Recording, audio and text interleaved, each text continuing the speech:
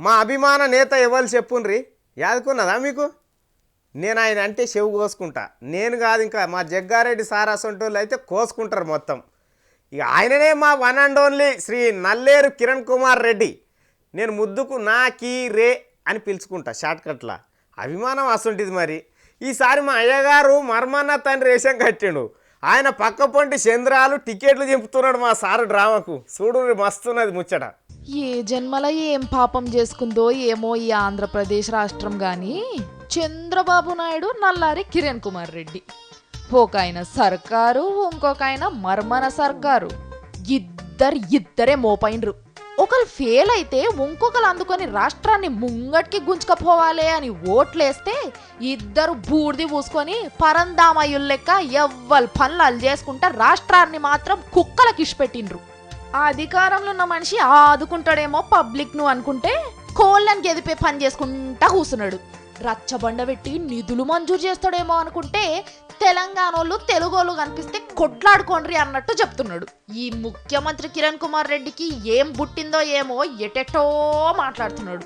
పదవి పోయినా సరే సమైక్య మూలశంక మాత్రం ఇడవడంట.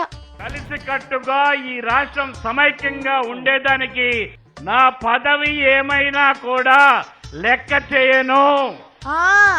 ఇడవకపోతే పెట్టుకో ఇంట్లో, ఎవడొద్దన్నాడు? ఇడవడు.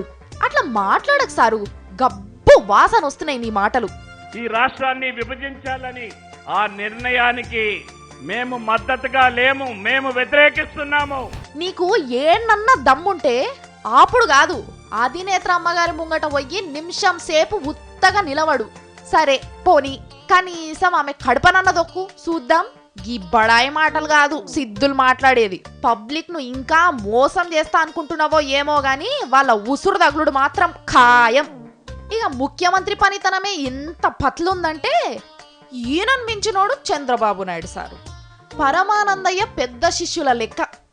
నల్లారి నాశన మాటలు మాట్లాడుతుంటే చంద్రాలు ఆయనకు చెంచగిరి చేసుడు మొదలుపెట్టిండు.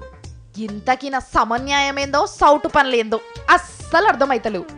నల్లారి ఫెయిల్ అయ్యిండని తెలవంగానే ఎత్తుకొని మొత్తుకొని కుర్చీ మీదకెళ్ళి గుంజి అవతల వడేయవలసింది పోయి ఆయన డోలకు కొడుతుంటే ఈయన గంగెడ్ల పీకలు పడుతుండు. ఇద్దరిద్దరే మోపైనరు. ఇంకా ఇల్లు ఇట్లనే చేసుకుంటావా ఆయనంటే ఎర్రగడ్డ దవాఖానా విస్తరించి క్యాంప్ ఆఫీస్ లో ఒక బ్రాంచి, ఎన్టీఆర్ ట్రస్ట్ భవన్ లో ఇంకో బ్రాంచి పెట్టుడు మాత్రం తప్పేటట్టు లేదు.